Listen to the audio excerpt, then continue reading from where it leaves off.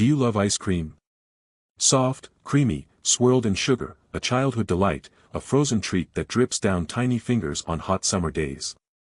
But what if I told you that ice cream could kill? Not from sugar, not from an overdose of sweetness, but from the very man that gives out the cones to little kids. On August 17, 2024, the man behind that jingle, the man handing out cones and popsicles with a smile, was caught in a murder that left the city of Montgomery, Alabama in shock. Inside his truck, police found a small pink skirt, a single left shoe and a tiny doll. This is a shocking story of 3 murders hidden right within an ice cream truck. 3 bodies. 3 girls defiled and killed all by a man who was supposed to sell them a sugary delight. In August 2024, a 42-year-old ice cream truck driver, Caleb Winston, was caught with questionable belongings in his car, just 2 weeks after a little girl, Abigail, was declared missing. For 2 weeks before this discovery, a mother had been grieving. A little girl had vanished. She had been playing at the park, clutching a sticky dollar bill in her small fist. She had run up to an ice cream truck, beaming, giggling, choosing her favorite flavor with the enthusiasm only a child can have. And then, suddenly, as the sun began to set, she disappeared. No one knew where she went. No one saw her leave. One moment, she was there, laughing, twirling, and the next, she was gone. Her mother screamed her name until her throat went raw. Strangers searched the park, calling out, checking behind bushes, under benches, near the swings. But there was nothing. Some believed she had wandered into the nearby forest. Others came up with outrageous theories. But in those 14 days, no one suspected the ice cream man. Why would they? He had been around the city all summer, parking his truck in the same spot, greeting children with a smile. He knew their names, their favorite flavors, their love for his goodies. And yet, on that fateful day, the city uncovered a murderer like no other. Because inside his truck, stuffed carelessly between boxes of frozen treats, were the belongings of a little girl who should have been home with her mother. A pink skirt, small and crumpled. A single left shoe, covered in dust. And a doll. The town had hoped she had simply wandered off, that she would come running back through the park, laughing at how silly everyone had been to worry. But this was something far worse. Because now, there were no more maybes. No more hopeful possibilities. Now, there was only one truth left to uncover, and it was hidden behind the cold eyes of a man who had spent his summer selling ice cream. Caleb was supposed to be her loving neighbor. He had once lived just a few blocks from Abigail. He was their former neighbor before he moved out. He had no daughter, no niece, no little sister. In fact, the only child he had was a son who lived in Chicago, hundreds of miles away. A son he had no contact with. So what was he doing with a little girl's belongings? But before we get to him, before we dive into who he was, what he did, and what they found out after his arrest, let's go back. Let's talk about her. Because this little girl was not just another name on a missing persons list. She was a miracle. Her parents had waited 6 years for her, struggling through countless disappointments, heartbreaks, and sleepless nights. They had tried everything, medications, treatments, therapies. They had come to terms with the possibility that they might never have a child. And then, one day, against all odds, she arrived through surrogacy. She was their light. The baby they thought they would never have. And for 6 beautiful years, she was everything. But now, that light was extinguished all too soon. Because no matter what they discovered after August 17, 2024, no matter what evidence the police found, no matter what the ice cream truck driver confessed to, there was one thing that would never change. Abigail was gone. And she was never coming back. But what happened to her? What did he do? And why? Stay with me. Because this is only the beginning. And the truth is far more horrifying than you can imagine. 6-year-old Abigail Rosemay Whitaker was the child her parents had prayed for, their little miracle after years of heartbreak. James and Olivia Whitaker had spent 6 agonizing years battling infertility before finally turning to surrogacy, a decision that changed their lives forever. Abigail had been everything they dreamed of and more. She was bright and full of energy, her laughter had a way of making even the hardest days lighter. But what truly defined her, what everyone who knew her could say without hesitation, was her love for ice cream. It wasn't just a treat, it was her favorite food. Whenever asked about her favorite meal, she would respond with unwavering confidence, ice cream. Her parents would laugh, reminding her that ice cream wasn't a meal, but Abigail would insist. In her world, it was. But little did she know, her best food would be her last. That Friday afternoon, Olivia had picked her up from a local elementary school with good news. A promotion. One she had worked for, dreamed about. The kind of news that called for celebration. And what better way to celebrate than with ice cream? Their usual spot, a cozy cafe known for its homemade flavors, was too crowded, the line stretching out the door. Olivia didn't have the patience for the wait. She had other plans too, a surprise dinner for James, a quiet moment to celebrate as a family. Instead of waiting, she made a quick decision. Riverfront Park was just a few minutes away. It was a familiar place, one they visited often. And more importantly, there was always an ice cream truck parked near the playground. The decision felt easy.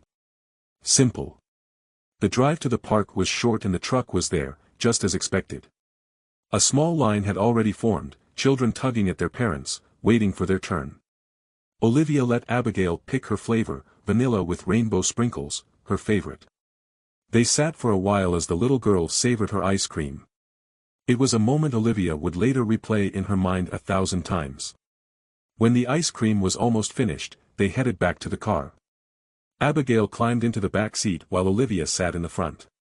The car doors were still open. She wasn't leaving just yet, she just needed to call James. She wanted him to come home early. Wanted to tell him she had a surprise waiting for him. She had already planned the perfect evening. She would pick up takeout from his favorite restaurant, something warm and ready for when he walked through the door. It was a small gesture, but an important one. James was curious, kept asking what the surprise was, but Olivia only laughed.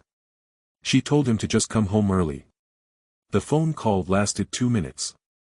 Maybe 3. And in that time, Abigail was gone. At first, Olivia thought she had simply wandered off. Maybe back toward the ice cream truck for a napkin, or to look at something by the playground. She turned in her seat, expecting to see her daughter's small frame standing somewhere nearby. But she wasn't there. She called out. No answer.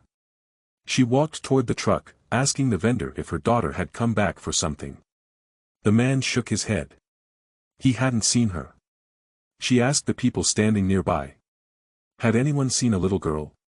Pink shirt and skirt, brown curls, holding an ice cream cone. Again, nothing. She called her name louder. Again.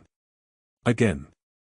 Some people stopped to help, asking questions, joining in the search. But Abigail was nowhere to be found. Within minutes, park security was alerted. Calls were made. The police were on their way. What had started as a normal afternoon had turned into something unthinkable. A child had vanished in broad daylight. And no one had seen a thing. The investigation started immediately. The entire park was searched. Officers questioned every witness, combed through every detail. Abigail had been there one moment, gone the next.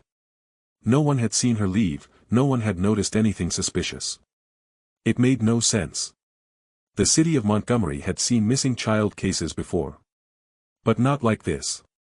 Not in the middle of a public park, with families all around. Days passed. Then a week. Then 2. No trace of Abigail. The case was beginning to lose momentum. They'd called every family member far and near. Abigail was lost. And then, 14 days later, by sheer coincidence, the police made a discovery. A 42-year-old ice cream truck driver, Caleb Winston, the same one who had served Abigail that day, was pulled over for a routine traffic stop. What should have been a minor incident turned into something far more disturbing when he tried to flee with his truck. He was chased down by the police and this led to growing suspicion and his vehicle was checked. Inside his vehicle, officers found a small pink skirt, a single left shoe, and a doll. It was later discovered that it all belonged to Abigail. There was no explanation for why he had them. Caleb had no daughters. No nieces. No young relatives. The only child in his life was a son, living in Chicago, a boy he had no contact with. This was the start of a truly horrifying encounter for the investigators and the entire Montgomery community. It was supposed to be a simple check, but why was he running? The chase didn't last long. His rusty white ice cream truck, covered in faded decals of cartoon characters, wasn't built for speed. The police cornered him in a deserted parking lot. He stepped out, sweating, jittery, breathing heavily. When questioned, his excuse was weak. He claimed he was late for his usual rounds, that he had been sick for 2 days and was desperate to make sales. For a moment, the officers considered letting him go. It was a flimsy excuse, but nothing outright suspicious. But then, one of them insisted on searching the van. And that's when everything changed. At first, everything seemed normal. Boxes of cones. Tubs of ice cream. Bottles of syrup. But then, they saw it. Tucked away in the back corner of the truck was a small pink skirt, a single left shoe, and a tiny doll.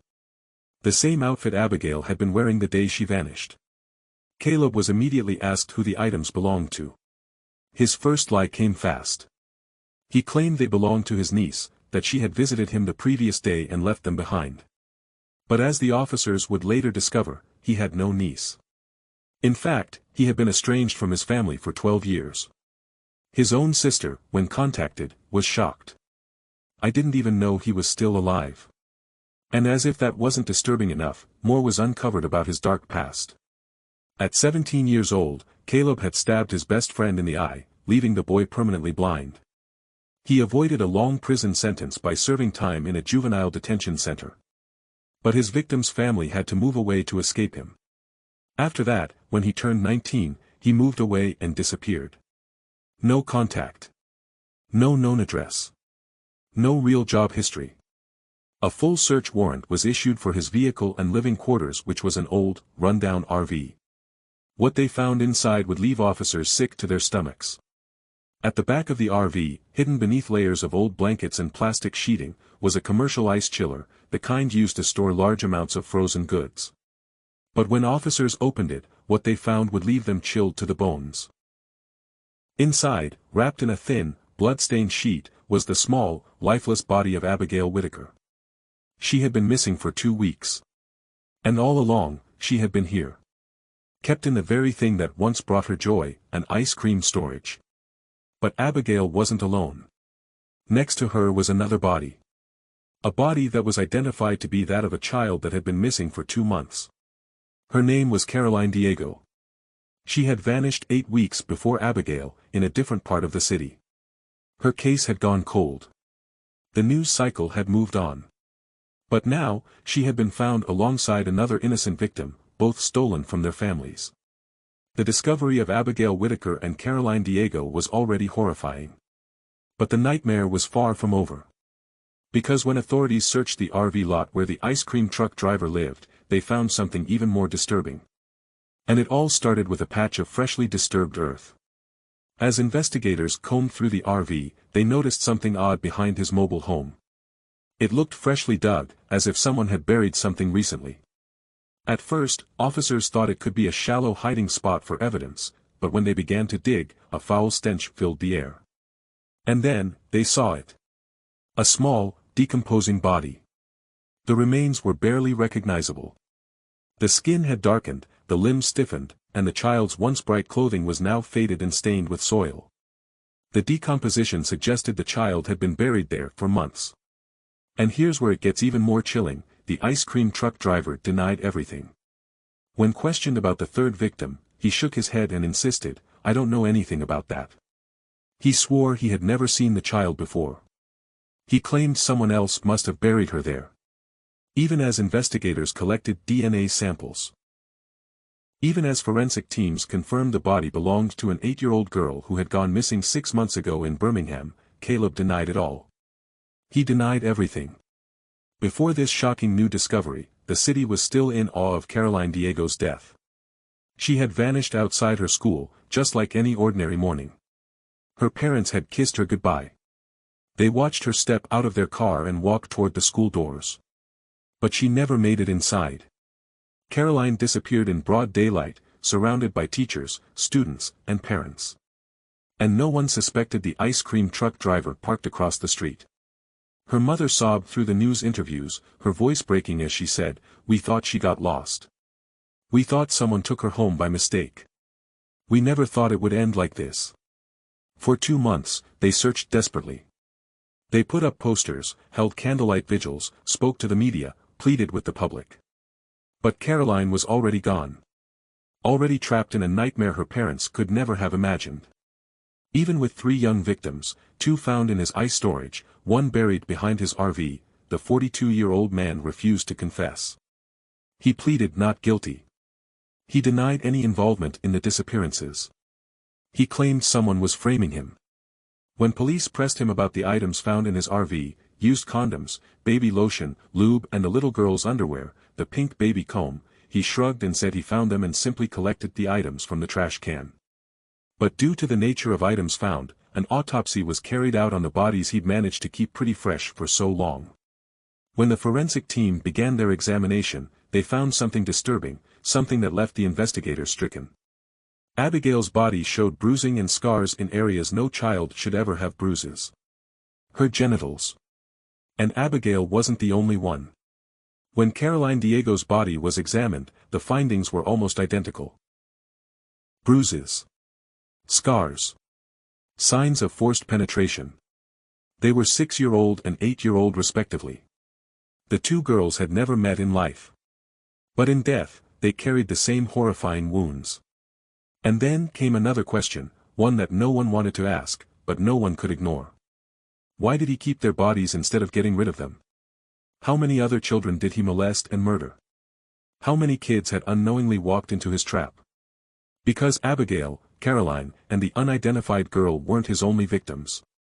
Investigators believe he had been lurking for years, driving his innocent-looking ice cream truck, earning the trust of parents and children alike. And many can't help but ask. What if the police hadn't stopped him that day? In the days following the horrific discovery, Abigail Whitaker's mother sat down for an interview. She had lost her only child in a way no mother should ever experience. But there was something that made this even more unbearable. Her daughter's killer wasn't a stranger. Caleb had once lived just down the street. He wasn't some mysterious man. He had been part of their neighborhood. 8 months before the disappearance and murder, he had still been living in the area, renting a small apartment just a few blocks away. But after struggling with rent payments, he had packed up his things and moved into his RV. He was described by many as a kind and carefree man. Abigail knew him. He had watched her grow up. He had seen her play in the yard, ride her bicycle, chase after her dog and had even attended one of her birthday parties. He was at her birthday last year, she said. We invited him because he was friendly.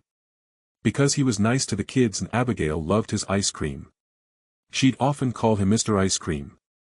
The case was no longer just about justice. It was about the shattered trust of an entire community.